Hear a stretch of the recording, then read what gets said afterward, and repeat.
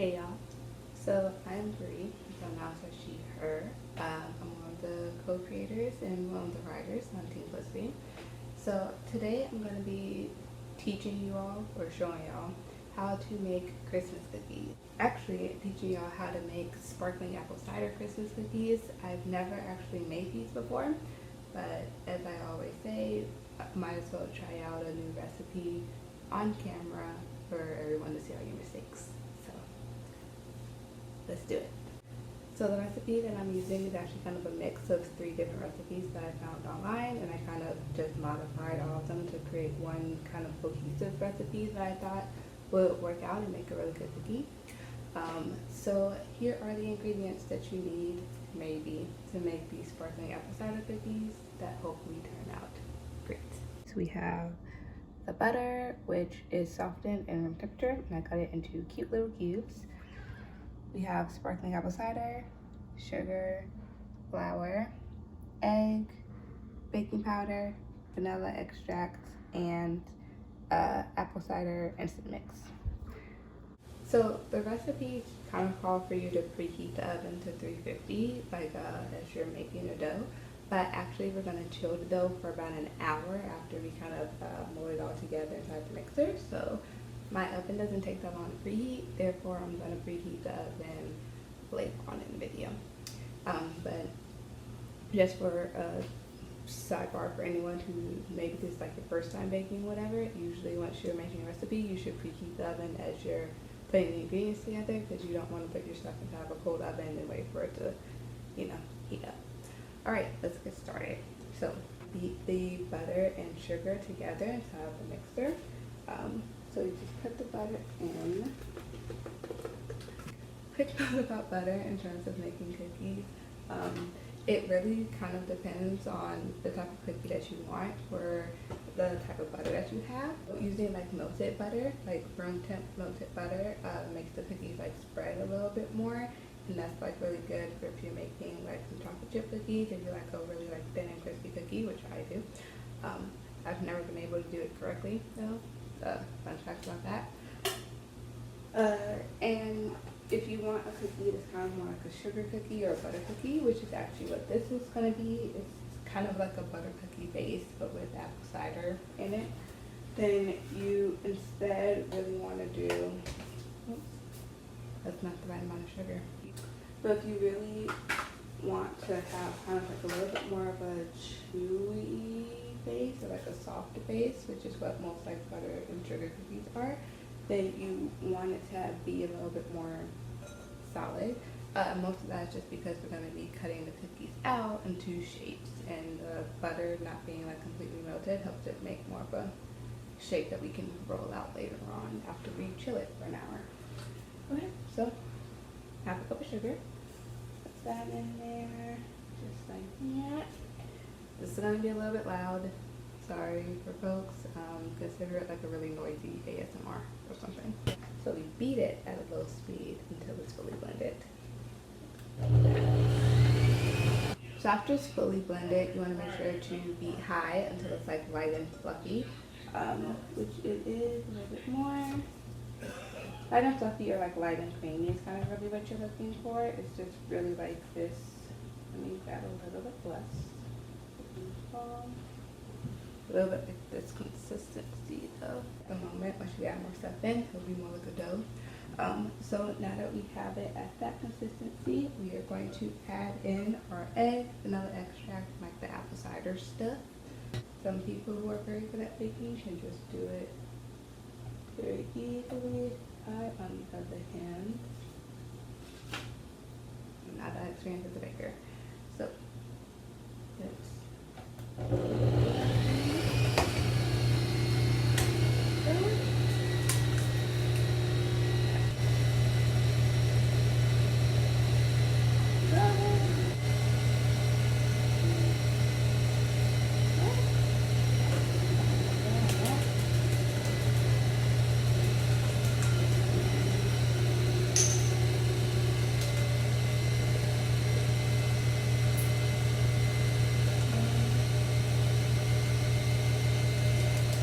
So then you want to make sure you just like beat it all together, which is what I'm about to do right now because it's not mixed.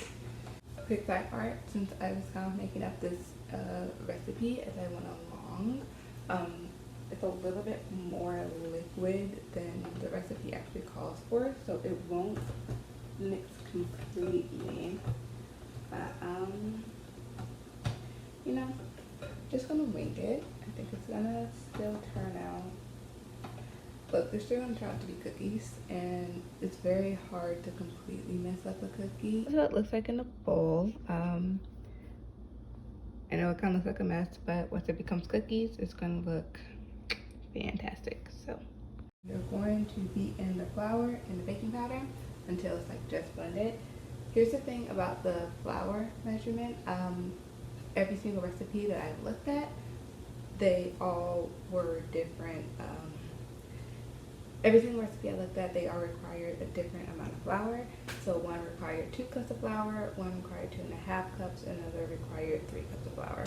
I think I'm gonna go with the 3 cups just because this is like a lot of liquid, and we're gonna need to have like a really like firm dough in order for us to like roll it out and actually create shapes. So we're gonna go with 3 cups, see how it goes. If it ends up being like a little bit too stiff, then just my trick is usually just add a little bit more liquid into it or moisture. So we would just add like a little bit more sparkling apple cider, but not a lot. Let's see how this goes. Just for the record, you are usually supposed to sift flour into mixes. I do not have a sifter, and I also, it takes a lot of work to sift flour. Not really, but like I don't really like to do it. Here's my trick to sifting flour. Basically, you get like this is 1 cup of flour right here. You kind of just gently put it in. The goal of sifting, I think, is just like loosen up the flour. So just shaking it, I feel like kind of gets the job done. I think, I don't know. As you know, a real baker who knows these things by heart. And then we put in 1/2 teaspoon of baking powder, which is right there. I think you're supposed to sift baking powder too. That one I'm not entirely sure about. But I'm just gonna do it just in case.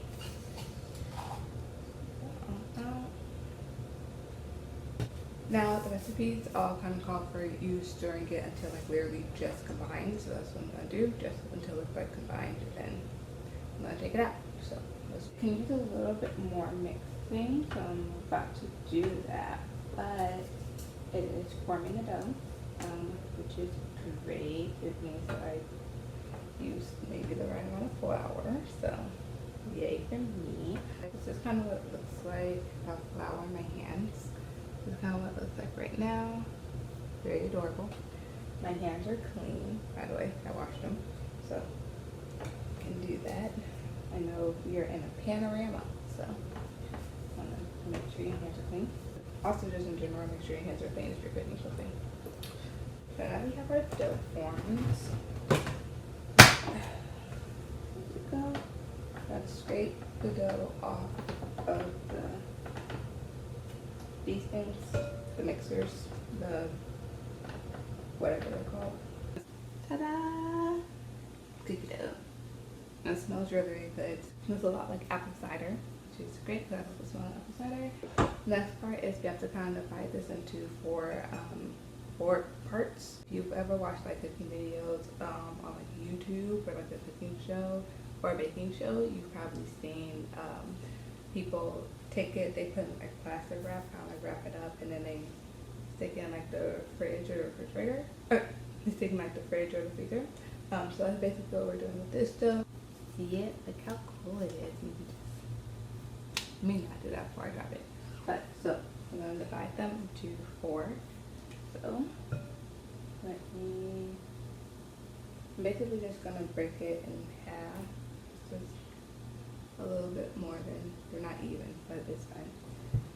I'm going to then break each half into another half. I'm going to form these into balls, and I'm actually going to like flatten it out a bit. That way it's a little bit easier for me to roll it out later. I'm gonna take this plastic wrap. I'm gonna lay each one out on it. Plastic wrap is very tricky because it sticks to itself very, very easily. But that's fine. Don't we all? Here's what they look like. Kind of looks like cookies that you kind of buy. Like I don't know if you like your high school kind of like canteens or whatever, and you can get like sugar cookies, but that's what they kind of remind me of, except they're slabs of them. So we're gonna chill these inside the fridge for 1 hour. I'll be back in an hour. And we're back. Okay, so now we're gonna roll out the dough. It's been an hour, so it's a lot more firm. As you can see, beforehand I was able to like really squeeze it. Now kind of just makes a little dent, but it doesn't squeeze. So we're gonna roll the dough out. We're gonna lightly flour. I'm using wax paper. You can just like use like the counter, but wax paper it's a lot easier to clean up. You don't want to use too much flour because otherwise it's gonna like coat the cookie completely. You don't really want like a super flour cookie. You're also gonna coat your rolling pin. So instructions say to roll it out to like 1/8 of an inch thick. That virtually means kind of nothing to me. I don't know what 1/8 of an inch looks like. So I'm just gonna roll it out thin, as thin as I can get it. That's maybe 1/8 of an inch, who knows. So these cute little cookie cutters. I have a star. I have an angel. We're gonna play with the star one first. If you have like excess dough, that's fine because you can kind of just like mold it back together a little bit and then reuse it so it's not wasting. Cookies should look like this. They're very cute, like Patrick Star. Also, maybe goes without saying, but use parchment paper once you're putting the cookies onto your tray. Or you can use like a non-stick pan, but parchment paper makes it so much easier to take the cookies off the tray. So here are our adorable looking star cookies. There you go. If you want, you can put like sprinkles on it before you put them in the oven, but I'm going to be making some icing to ice the cookies with.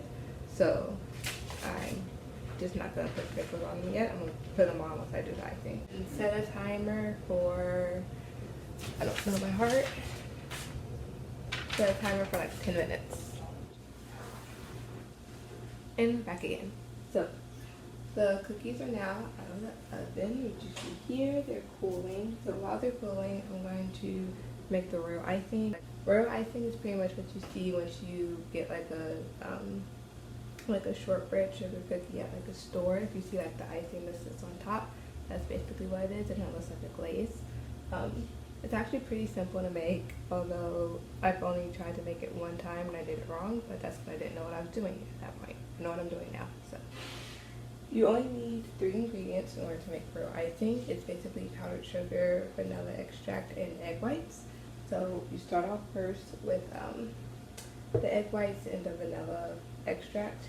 Kind of blend it until it's frothy, and then you start like adding in the sugar. And it kind of forms this peak and makes like a little like frosting glaze. One thing to note about royal icing recipes, if you look at them online, is first of all, sometimes they substitute egg whites for like meringue powder. That's just because you know, technically I'm supposed to eat like raw egg, but egg whites is fine to my understanding once it's made in royal icing. 2 is that most royal icing recipes online call for you to make more than you actually need. So I'm actually using a recipe and I kind of divided it in half. Hopefully I do not have an abundance, but I have enough for me to frost my cookies. I'm going to be using 2 ounces of egg whites.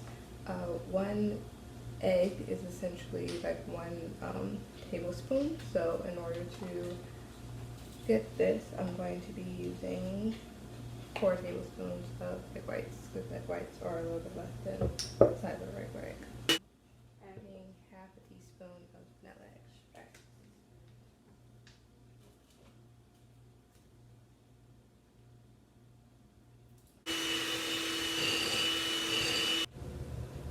Okay, so it's nice and frothy, as you can see here. You might have to sip powdered sugar too, that I'm not completely sure of. I'm not gonna do it though. So, alright, let's start this. So, you're going to basically kind of like beat it like on like a low speed until it like starts getting like shiny, and then you turn it up a little bit more to like medium high until it starts making like peaks. So that's what we are going to do. It takes like 5 to 7 minutes to do this, so I'm not going to record the whole time. I'll just come back once I finish making it. Alright, so here is our royal icing. As you can see, it has like a stiff peak, so that's when you know that it's done. I don't have any piping bags, so I'm going to attempt to do toothpicks and a spoon and see how that goes. And if that either takes too long or is really difficult, I'm gonna just dip it inside the icing. The cookie's a cookie. You're gonna eat it, and it's beautiful. So let's see. You can just kind of, as you can see a little bit. Right, see how it's sticking on its own. Yeah, this is gonna take some time. I'm gonna just dip it inside the icing.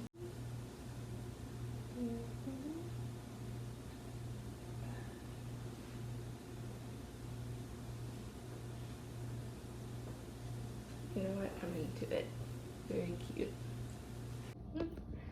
Alright, so these are the cookies, all decorated.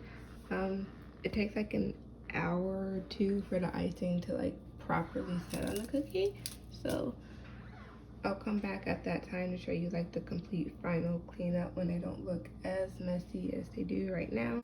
Okay, so I'm on my way to work, which is why I'm wearing a different outfit right now. But I just want to show what the final cookies look like very quickly. So these are how the cookies came out. Very pretty. Also, my hands are clean. See how they dried? Nothing's on my hands. So there you go.